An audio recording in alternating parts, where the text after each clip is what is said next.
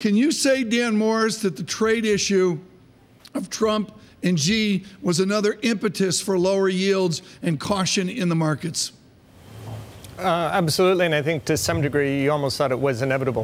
With the kind of reaction you've had in the markets in January, first part of February, a lot of seemingly positive interpretation of everything happened. Key part of that was what seemed to be very good signals, both from the Chinese side and the American side about the deal. So much really had already been priced in before we'd even gotten to what the announcement was going to be. So we thought there was potential for disappointment when the announcement's made, let alone the potential before that all the news isn't quite so positive. Want to bring up another chart right now. Jamila, I just sent this chart to go out on GTV. This is Deutsche Bank. We're going to look at this later on Surveillance today. And all you need to know, I'm going to bring the old cursor out here and expand in. Over in the lower left corner, Dan Morris, is just simple. I don't want you to comment on a competitor, but I'm sorry. Banking in Europe is a catalyst for political concern, isn't it?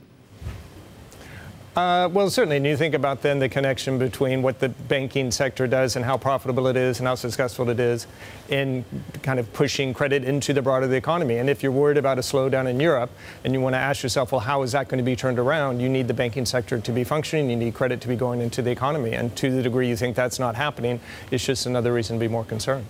Let me get you over to actually my chart of the day, Dan, because I want to get your thoughts on this. If you look at bund yields and JGBs, when will bund yields drop below Japan's?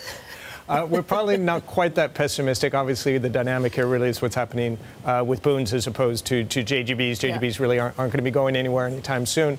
We think the market's probably gone a little bit too far, too negative on the Eurozone. So we're actually underweight core Eurozone duration. So we think basically it's because the growth is troughing now.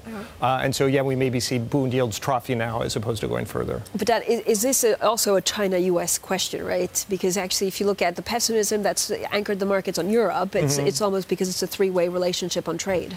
Well, certainly that's part of your concerns around European growth. And if you look at kind of what happened from 17 to 18, right? Remember, 2017, European growth was so fantastic, and so we just assumed it was going to keep going at that rate. And if you look at what changed, it was trade, right? So that's what really killed growth in 2018 for Europe. And unless that turns around, which then, of course, gets us to China and the U.S., that's why you're a little bit more concerned about the outlook.